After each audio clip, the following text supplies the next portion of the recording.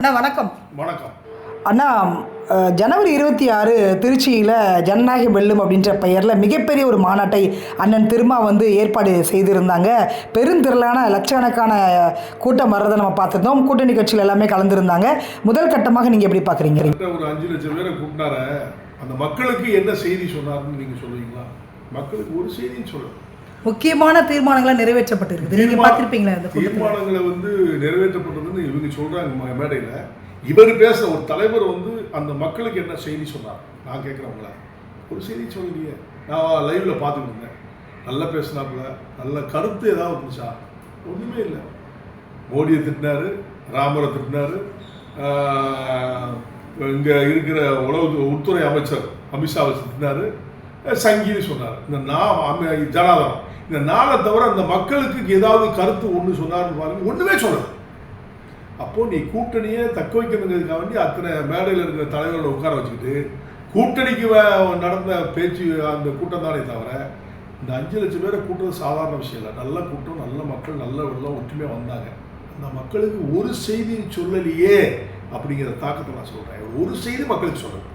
என்ன சொன்னார்? நீங்களே சொல்லுங்க. மீடியா தானே மக்களுக்கு செய்தி சொன்னாங்களா இல்லையாட தவிர்த்து ஆளுங்கட்சிக்கு மிகப்பெரிய ஒரு செய்தி சொல்லியிருக்கிறதா நீங்க பாக்கல? கூட்டணியை தக்க வைப்பு மிகப்பெரிய ஒரு பலம் இல்லையா? அது ஆளுங்கட்சிக்கு கூட்டணி தர்மத்தை நிலைநாட்ட வேண்டும். அவங்க கூடிய 2 சீட்டு குடிச்சு வாங்கலாம்ங்கிற ஆப்ஷனில் பார்த்த கூட்டத்தான தவிர நான் சொல்ல இப்போ ஒரு கூட்டம் மாநாடு கூட்டுறது சாதாரண விஷயம் கிடையாது. உங்களுக்கு ரூலிங் பார்ட்டி சப்போர்ட் இருக்குது, போலீஸ் சப்போர்ட் இருக்குது, பண வசதி இருக்குது, எல்லாம் செஞ்சு நீங்கள் ஒரு கூட்டத்தை கூட்டி இதே மாதிரி 2-3 கோடி ரூபா இருந்தால் நான் இதை விட 10 லட்சம் பேரை கூட்டுவேன். என்னாலே கூட்ட முடியும். அவர் மாதிரி யார்ட்டையும் பணம் இருந்துச்சுன்னா நான் 10 லட்சம் மேலே கூட்ட முடியும். எல்லா சப்போர்ட் இருந்துச்சுன்னா. அவ்வளோ சப்போர்ட் கொடுத்து அத்தனை கூட்டணி தலைவர்கள் மேலே வச்சுட்டு அந்த மக்கள் உங்களை நம்பி வந்த மக்களுக்கு என்ன செய்தி சொன்னார்? என்னுடைய கேள்விக்கு பதில் சொல்லுங்கள். நீங்கள் மீடியா சொல்லுங்கள். ஏதாவது ஒரு செய்தி இந்த மக்களுக்கு நம்ம சமுதாயத்தில் இப்படி இருந்தோம், இப்படி வளர போகிறோம், இனிமேல் என்ன செய்யணுங்கிறத ஏதாவது கருத்து சொன்னாரா? கூட 2 MP சீட்டு கொடுத்தா தானே நாங்கள் பார்லிமெண்ட்டில் போய் பேச முடியும். பார்லிமெண்ட் இது வரைக்கும் என்ன பேசினார்? 10 வருஷமாக ஒரு 2 பேர் போயிட்டார். பார்லிமெண்ட்டில் ஏதாவது பேசி உடனே சொல்லுங்கள். சுகபோக வாழ்க்கை வந்தாச்சுனாலே அந்த மக்களை மறந்துடுறாங்க. இதுதான் ஒன்று. அடிப்படை தொண்டர்கள்லாம் அவியான கத்திட்டு இருப்பாங்க தவிர நான் பார்த்தது அந்த லைவ்ல எல்லாத்தையும் பார்த்து எல்லாருடைய ஸ்பீச்சும் கேட்டேன். எல்லா ஸ்பீச்சும் கேட்கும்போது இவர் தலைவராக இருக்கின்ற விடுதலை சிறுத்தை தலைவராக இருக்கின்ற திருமாவளவன் தம்பியார் சகோதரர் அவர்கள் அந்த மக்களுக்கு ஒரு செய்தியும் சொல்லவில்லையே என்ற வேதனை எனக்கு இருக்கு. அவர் சொல்லலையே. ஏன்னா அந்த மக்கள் அவ்வளோ ஆர்வத்தோட மகிழ்ச்சியோடு எழுச்சி தமிழராகவும் கத்திட்டு வந்தாங்களே, அவங்களுக்கான செய்தி ஒன்றுமே சொல்லலையே. நீ அரசியலுக்கான செய்தி கூட ஒன்றும் சொல்லலையே. மோடியை திட்டதுக்கும், அமித்ஷாவை திட்டதுக்கும், சங்கிகள் திட்டதுக்கும், ராமரை திட்டதுக்குமே மாநாடு போட்டீங்க. மக்களுக்கு என்ன செய்தி சொன்னாய்? ஒன்றுமே சொல்லலையே. நீங்கள் வேணா கேட்கறது கை தட்டலாம், விசில் அடிக்கலாம், பூண்டு கத்தலாம், தலைவர் பேசுறான்னு சொல்லி நல்ல செய்தி ஒன்றுமே சொல்லவில்லை என்ற வருத்தம் எனக்கு இருக்கிறது. தீர்மானம் என்பதே மக்களுக்கான ஒரு தீர்மானத்தை பற்றி கவலைப்படும். தீர்மானம் எழுதி வாசிக்கிறதா? அந்த தீர்மானத்தை என்ன பண்ணுவீங்க? முக்கியமானது ஒரு தீர்மானம். அந்த தீர்மானத்தை சொல்லுங்க. என்ன தீர்மானம் சொல்லுங்க? அதாவது நம்ம இந்த ஆளுநர் அப்படின்ற ஒரு விடயத்துக்கு ஒரு நீண்ட நாளாக போகக்கூடிய ஒரு பணி போகுது. அதுக்கு ஒரு முற்றுப்புள்ளியை வைக்கணும் அப்படின்ற ஒரு தீர்மானத்தை நினைச்சுனா முடிச்சுவாரா? சாத்தியப்பட முடியுமா? இந்தியாவுக்கு ஒன்னால என்ன பண்ண முடியும்? ஒன்றும் பண்ண முடியாது. சும்மா வாயில பேசலாம், மக்கள்கிட்ட கைத்தட்டல் வாங்கலாம், விசில் அடிக்கலாம். ஆளுநர் எடுத்து நீங்க என்ன பண்ண முடியும்? ஆளுநர் மாபெரும் பதவி. அந்த பதவியை நீங்க எடுத்து ஒன்றும் செய்ய முடியாது. அது ஆளுமைக்குரிய பதவி. அதை நீங்க என்ன பண்ண முடியும்? இதுக்கு முன்னால ஆளுநர் இருக்கும் போதெல்லாம் ஜாலராப்பட்டி நல்லவர் வல்லவரெல்லாம் சொன்ன நீங்க திமுக தானே சொல்லி 5 லட்சம் பேரை கூட்டி மக்களுக்கு என்ன செய்தி சொன்னீங்க? சொல்லுங்க. நீங்க சொல்லணும்ல. அடித்தளத்திலிருந்து எப்படி வளர்ந்தோம், எப்படி வாழ்ந்தோம், எப்படி இருக்கீங்க, இப்போ நம்ம எப்படி வந்திருக்கோம், இந்த அரசியல் எப்படி இருந்தோம், இனிமேல் நம்ம எப்படி இருக்கணுங்கிற செய்தி ஏதாவது ஒன்று சொன்னீங்களா? சாதிவாரி கணக்கு எடுக்கணும்ன்றது அந்த தீர்மானத்தை நிறைவேற்ற. சாதிவாரி கணக்கு எடுக்கிறது தமிழக மக்கள் முன்னேற்ற கழகம் சொல்லுது, வன்னியர் சங்கம் சொல்லுகிறது, பாட்டாளி மக்கள் கட்சி சொல்லுகிறது, எல்லா ஜாதி தேவர் சமுதாயம் சொல்லுகிறது, நாடா சமுதாயம் எல்லாருமே ஜாதிவாரி கணக்கு எடுப்பு வேணும்னு சொல்லி நம்ம எல்லாருமே கேட்குறோம். அத்தனை அரசியல் கட்சிகளும் ஒட்டுமொத்தமாக கேட்குறோம். திமுக செவிசாய்க்கவே இல்லையே. அதுக்கு நீங்க என்ன பதில் சொன்னீங்க? அதனாலதான் ஆளுங்கட்சி தலைவரையே, ஆளுங்கட்சி முதல்வரையே மேடையில உட்கார வச்சுட்டு பேசுறதே பெரிய விடயம் தானே. அப்படி கிடையாது. பேசல என்ன பிரயோஜனத்தை சொல்லுங்க. நீங்க உள்ள கூட்டணி திரும்பத்தில் இருக்கிறனால நீங்க போராட்டம் மறுக்கிறீங்களா? இல்ல ஜாலராப்படுறீங்களா? என்ன அர்த்தம்? நீங்க மக்களுக்கு என்ன பயன்னா சாதிவாரி கணக்கு எடுத்தாலே மக்களுக்கு பயன் தானே. நம்ம இப்போ இருக்கிற விழுக்காடு 18 விழுக்காடு. இதுக்கு ஒரு கூட்டம் 5 லட்சம் பேர் வேணுமா?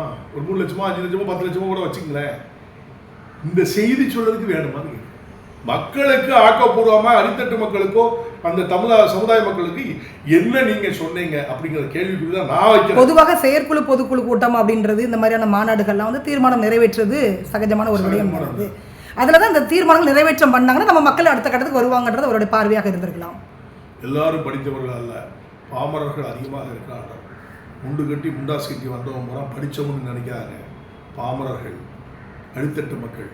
அந்த அடித்தட்ட மக்களுக்கு இந்த அரசால் என்ன செய்து கொடுத்தீங்க, என்ன செய்ய போறீங்க, என்ன செஞ்சாங்க, அந்த மக்களுக்கு என்ன, இந்த பக்கத்தில் விழுப்புரத்தில் இருக்க கோயிலே உங்களால் திறக்க முடியல, நீங்க என்னங்க பேசுறது?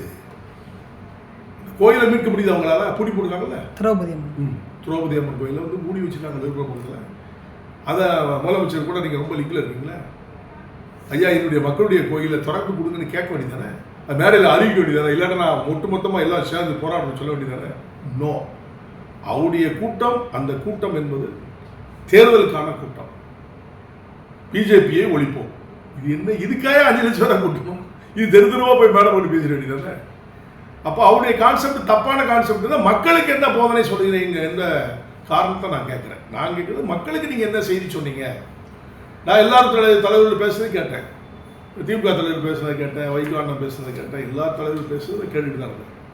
மக்களுக்கான செய்திகள் என்ன? எல்லாரும் திருமாவளவன் புகழாரம் பண்ணாங்க, அவ்வளோ மாசு கூப்பிட்டாங்க, நான் இது வரைக்கும் வரலாறுல பார்க்கல, இதைத்தான் பேசினாங்க. செய்தி இந்த மக்களுக்காக என்ன சொன்னார்? முதலமைச்சர் சொன்னார், ஒன்றும் சொல்லியே. இந்த சமுதாயத்திற்காக, இந்த மக்களுக்காக பாடுபட்ட திருமாவளவனுடைய மக்களுக்கு நான் இதை செய்வேன், ஏதாவது ஒன்று சொல்லுங்க. அட்லீஸ்ட் இந்த துறையம்மன் கோயிலுக்கு திறப்பும்னா சொல்லிய முதலமைச்சர் சொல்லியே. அவருக்கு அடுத்த பதிவு பண்ணிட்டு போயிட்டார். அவ்வளோதான். ஆட்சியை தக்க வைக்க வேண்டும் என்பதற்காக போடப்பட்ட கூட்டம். கூட்டணி தர்மத்தை நாம் நிலைநாட்ட வேண்டும், 2க்கு 3 சீட்டா கேட்ப இந்த கூட்டத்தை காட்டிக்கிற நிலைதான தவிர நல்ல செய்திகள் மக்களுக்கு சொல்லவில்லையே என்ற ஆதங்கம் நான் அவருடைய நட்பு ரீதியில் வந்து நம்ம தம்பிங்க ரீதியில் நான் அவருக்கு அட்வைஸாக பண்ணுறேன். அவ்வளோதான். இவ்வளோ பெரிய கூட்டம் வந்து அண்ணன் திருமாவுக்கு பின்னாடி இருக்கும் பொழுது அவர் ஏன் தனித்து நிற்கணும் அப்படின்ற ஒரு முடிவுக்கு ஏன் வரவே இல்லை? 35-40 வருடங்களாக அண்ணா அரசியல் தனிச்சு நின்னா தற்கொலைக்கு சமம். அது யாராக இருந்தாலும் சரி, தமிழக மக்கள் முன்னேற்றங்களாக இருக்கட்டும், விடுதலை சிறுத்தைகளாக இருக்கட்டும், திமுகவாக இருக்கட்டும், அண்ணா திமுக இருக்கட்டும், தனிச்சுன்னா தற்கொலைக்கு சமம். எந்த கட்சியும் வராது. திமுக மட்டும் தனிச்சுன்னா வந்துருமா? காங்கிரஸ் தனிச்சுன்னா வந்துருமா? கம்யூனிஸ்ட் தனிச்சுன்னா வந்துருமா? யாருமே வர முடியாதுன்னு தமிழ்நாட்டிலே சாபம். அதனால கூட மாசு இருக்கு, அதனால தனிச்சு நிற்போம். அது வாய்ப்பே இல்லாத போய் பேசுறாங்க. அது வாய்ப்பு இல்லை. திருமாவளவன் தனிச்சுன்னா தற்கொலைக்கு சமம். வேண்டாம், கூட்டணி தான் நிற்கணும். நீங்க நிற்கிறத பத்தி இந்த ஆட்சேபம் இல்லை, சந்தோஷப்படலாம்.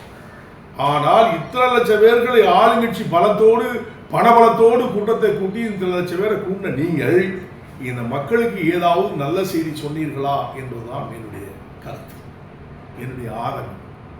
ஏன் இவர் சொல்லலை அப்படிங்கிறதான். எனக்கு ஒரு தம்பியாக தான் அவரை பார்க்குறேன். இப்போ வரைக்கும் அவர் எந்த அரசியல் தலைவராக இருந்தாலும் இருந்து போட்டு என்னை விட 10 வருஷம் ஜூனியர் தான், 15 வருஷம் ஜூனியர் தான். ஆனால் அவரும் நானும் ஒரு காலத்தில் 40 வருஷத்துக்கு முன்னால் நானும் அவரும் ஒரே மேடையில் பேசலாம். அப்போ வந்து வேலை பார்த்துக்கிற நேரத்தில் நான் 2 பேரும் ஒரே மேடையில் பேசினாங்க, புதுங்கிற கிராமத்தில். அவ்வளோ தூரம் இன்ன வரைக்கும் எங்களுக்குள்ள நட்பு நீடிச்சு தான் இருக்குது. எங்களுக்குள்ள எந்த சின்ன சறுக்குகள் வந்து 1000 எழுத்தாளத்தில் முட்டாத்தனமாக போடுவோம். அதை பற்றி கேர் பண்ண அவரும் கேர் பண்ண மாட்டார், நானும் கேர் பண்ண மாட்டேன். இன்னைக்கு அந்த மக்கள் கூட்டின கூட்டத்தை, இவ்வளோ பெரிய கூட்டத்தை கூட்டினீங்க, ஆளுங்கட்சியுடைய ஆளுமையுடைய செல்வாக்கூட கூட்டினீங்க, மகிழ்ச்சி. அந்த மகிழ்ச்சியை இந்த மக்களுக்கு எழுச்சியாக்கக்கூடிய நிலை. நீட் தேர்வு வேண்டாம் மாநில அரசு சொல்லுது, நீட் தேர்வு வேண்டாம் மாநில அரசு சொல்லுது, கவர்னர் வந்து சைனே பண்ண மாட்டேன்றாங்க. நீட் வேண்டாம் நானும் தான் சொல்றேன், பண்ண மாட்டேன்றாங்க. அப்போ இடைஞ்சலா இருக்கக்கூடியது கவர்னருடைய அந்த பதவின்றது நம்ம அறிஞர் அண்ணா சொன்ன மாதிரி ஆட்டுக்கு தாடி எதற்கு, நாட்டுக்கு ஆளுநர் எதற்குன்ற மாதிரி ஆளுநர் பதவி தேவையில்லை. இந்த தீர்மானங்கள் மூலமாக தானே நீங்க மக்களுக்கு ஒரு விடயத்தை கொண்டு வர முடியும். நாம மக்களுக்கான இடஒதுக்கீடு தெரியுமா? நீ மேடையில் வாசித்த தீர்மானத்தை பற்றி எத்தனை பேர் புரிஞ்சுருப்பாங்க? நான் கேட்குறேன், நீங்க அடிப்படைக்கு வாங்க. வாசிங்க தீர்மானத்தெல்லாம் படிச்சு பார்த்தேன், எல்லாம் தீர்மானம்லாம் நல்ல தீர்மானங்கள் தான். இதை மக்களுக்கு இந்த தீர்மானத்தை பற்றி என்ன கவலை? அவனை பற்றி அவனுக்கு கவலை, மக்கள் வளர்ச்சி பற்றி அவனுக்கு கவலை. அப்படி இருக்கும்போது மக்களுக்கு செய்திகள் சொல்லணும். உதாரணத்துக்கு தான் நான் சொன்னேன், விழுப்புரத்தில் ஒரு கோயிலை திறக்க முடியல. இந்த ரூலிங் பாட்டில் நீ இவ்வளவு சப்போர்ட் பண்ணி இத்தனை லட்சம் பேர் 5 லட்சம் பேர் கூடணும் இல்லை, பாக திரண்டு போவான், கோயிலை திறப்போம், வாரதை பார்ப்போம்னு சொல்லி சேலஞ்ச் பண்ண நானா பேசுவேன். அவர் பேச தன்மை இல்லை. காரணம் ஆளுங்கட்சிக்கு ஒத்துவதும் ஜாலரா போட்டதான் அடுத்தால நமக்கு எம்பி சீட் 2 சீட்டோ 3 சீட்டோ கொடுப்பாங்க அப்படிங்கிறது அவருக்கு கிடைக்கும். 2 சீட்டுக்கு மேலே கொடுக்க மாட்டாங்க, அது கூட 1 சீட்டு கொடுப்பாங்க, அது வேணா ஒத்துக்கலாம். 2 சீட்டுனா அது பெரிய விஷயம் தான், கொடுக்கறது சந்தோஷப்படுறேன். ஆனால் எத்தனை கூட்டம் கூட்டினாலும் அந்த மக்களுக்கு செய்தி சொல்லவில்லையே என்பதுதான் உண்மை. என்ன செய்தி சொல்லணும்னு எதிர்பார்க்குறீங்க? நீங்க என்ன செய்தி சொல்லணும்? இந்த மாதிரி நிறைய பகுதிகளில் வந்து நிறைய இடங்களில் மக்கள் பாதிக்கப்பட்டிருக்காங்க தெரியுமா? நிறைய இடத்துல தாழ்த்தப்பட்ட இன்னும் இந்த நம்ம சமூக மக்கள் சமூகமாக பாதிக்கப்பட்டிருக்காங்க. அவங்களுக்கு நீ ஒரு செய்தி சொல்லணும்ல. முதலமைச்சர் வச்சுக்க, எல்லா அரசியல் தலைவர் வச்சுக்க, கூட்டத் தலைவர்களாம் இந்த மாதிரியெல்லாம் என்னுடைய பகுதியில் நடந்து கொண்டிருக்கிறது. இந்த திரும்ப சும்மா இருக்க முடியாது. 5 லட்சம் அல்ல 50 லட்சம் பேர் என்னுடைய மக்கள் எடுத்து இருக்கா, அவளுக்கு நான் இதை செய்வேன்னு சொல்லி ஒரு வாக்குறுதி கொடுத்தா கூட்டணி கொஞ்சம் ஆடுமா ஆடாதா? திரும்ப போயிட்டா நமக்கு வாக்குறுதி கிடைக்காதுன்னு சொல்லி அவங்க பயப்படுவாங்களா? பயப்பட மாட்டாங்க. அந்த செய்தியை ஏன் சொல்லலை நீ? விழுப்புரத்தை மட்டும் சொல்லல, அந்த இந்த ஊருக்குள்ளேயே நம்ம இன்னும் அந்த வேங்கவயலுடைய நிலையை இன்னை வரைக்கும் சொல்லலையே. திரும்ப பேசாம பட்டுப்படாம பேசுறீ. யாரு பாதிக்கப்பட்டது? யாரு? பழைய சமுதாயத்தை சார்ந்த உன்னுடைய சமுதாயத்தை சார்ந்தவர் தானே. அதுக்காக எந்த செய்தி சொன்ன நீ? எல்லாமே பாராமுகமா இருந்தா அப்புறம் எந்த அரசியல்? நீங்க அரசியல் நடத்துறதுனால எப்பவுமே ஜாலரா போடுறதா? அது தப்பு இல்லையா? யாரா இருந்தானே மோடியும் அமித்ஷாவையும் ராமர் கோயிலுக்கு திட்டத்துக்காக அவ்வளவு பெரிய மாநாடு போடுறீங்க. இது தெருவா போய் நீ பிரச்சாரம் பண்ணிக்கலாமா? இதுக்கு இருக்கு மாநாடு. கீழே இருக்கவன் கை தட்டுவான், அங்கே மேலே இருக்கவன் கை தட்டுவான். அதனால உனக்கு என்ன பாதிப்பு? அப்போ எல்லாரும் புத்ரா போகிறோம்னு சொல்லி புத்தர் கோயில் தான் அம்பேத்கர் வழியில் தான் போகிறேன், புத்ரா எல்லாத்தையும் மாற்றிருக்கா நீ? நீங்கள் வந்து புத்தர் கோயிலுக்கு கொண்டு போயிருவீங்களா? புத்தர் கோயிலில் நிறுவிடுவீங்களா? இங்கே திமுக நிறுவ விட்டுருமா? நானே கேட்குறேன். ஒன்று கூட்டணி இருக்கிற தலைவர் வந்து புத்தர் கோயிலை சுற்றி கட்ட விடுவாரா? புத்திசை தான் நான் விரும்புகிறேன்னு சொல்கிறவன் இந்துக்கள் பூரா புத்திசா மாறுவாங்களா? அப்போ இருக்கிற கோயிலெலாம் நீங்கள் உடைச்சிருக்கீங்களா? உடைச்சா விடு. நான் ஜான்பாடு கூட விட மாட்டான். உடைக்க விடுவானா? இல்லை அந்த மக்கள் விடுவாங்களா? இந்த மாதிரியெல்லாம் செய்திகளை தான் ஏன் நான் பேசுகிறேன். மதத்தின் அடிப்படையில் போட்டு ஒருத்தரை திட்டத்துக்கு இவ்வளோ பெரிய கூட்டம் போடுறீங்க. என்ன அது தப்பா இல்லையா? அது தவறுன்னு சொல்கிறேன். நீங்கள் பண்ண கூட்டம் சரி, மக்களை கூட்டது எழுச்சி சரி, மக்களுக்கு செய்தி சொல்லவில்லை. அவ்வளோதான். சங்கிகளையும் மோடியையும் அமித்ஷாவையும் கவர்னரையும் திட்டதுக்கு ஒரு கூட்டமா? இது தேவையா? என்னுடைய கேள்வி தேவையா? இதுக்கு கூட்டணி தலைவர் அவ்வளோ மேலே உட்காந்து இப்படி கைது நிற்க உட்காந்துட்டு இருக்கான். ஏன்னா அவன் திட்ட மாட்டான், இவன் தான் திட்டுவான். நீ அவன் திட்டு, அவங்க திட்டினாங்களா? யாரும் திட்டாது, இவர் தான் திட்டினாரு. நம்ம சகோதரருக்கு நல்ல செய்தி ஒன்று சொல்லுகிறேன். மக்களை மனித நேயத்தோடு பாருங்கள். அரசியலாய் பார்த்து அழிந்து போக வேண்டாம். பிறந்த குலத்தை மறந்து வாழும் மனிதன் அல்ல. இந்த செய்தியை தம்பி சகோதரர் திருமாவளவனுக்கு நான் சொல்ல கடமைப்பட்டேன். பாமகோட அந்த செயற்குழு பொதுக்குழு கூட்டம் நேற்று நடந்தது, நீங்கள் பார்த்துருப்பீங்க. அதில் ஐயா மருத்துவர் ராமதாசன் என்ன சொல்கிறாங்க அப்படின்னா, தனித்து நிற்கணும், உங்களுடைய கோரிக்கைக்கு ஏற்று நான் செவி மடுத்து தனித்து நிற்க கூட நான் தயாராக இருக்கிறேன் இப்போ அப்படின்னு சொல்கிறாங்க. வாய்ப்பே இல்லை, தனிச்செல்லாம் நிற்க மாட்டாங்க. இது பொதுக்குழு செயற்குழுல எல்லாருமே பேசுறது தான். நாங்கள் கூட இப்போ பேசுவோம். தமிழக மக்கள் முன்னேற்றம் ஒரு செய்தியை சொல்கிறாங்களோ, சொல்லுவோம். சொல்லும் போது மக்களுடைய ஒப்பீனியனை கேட்பாங்க. யாரோட நம்ம பயணிக்கலாம்? தனித்து நிற்பது அனைவரும் தற்கொலைக்கு சமம் சொல்ல. திமுகவே தனித்து நிற்காது, ஆளுங்கட்சி. காங்கிரஸும் தனிச்சு நிற்காது. அதே மாதிரி கம்யூனிஸ்ட்டு இல்லவே இல்லை, அவன் தனிச்சு நிற்க மாட்டாங்க.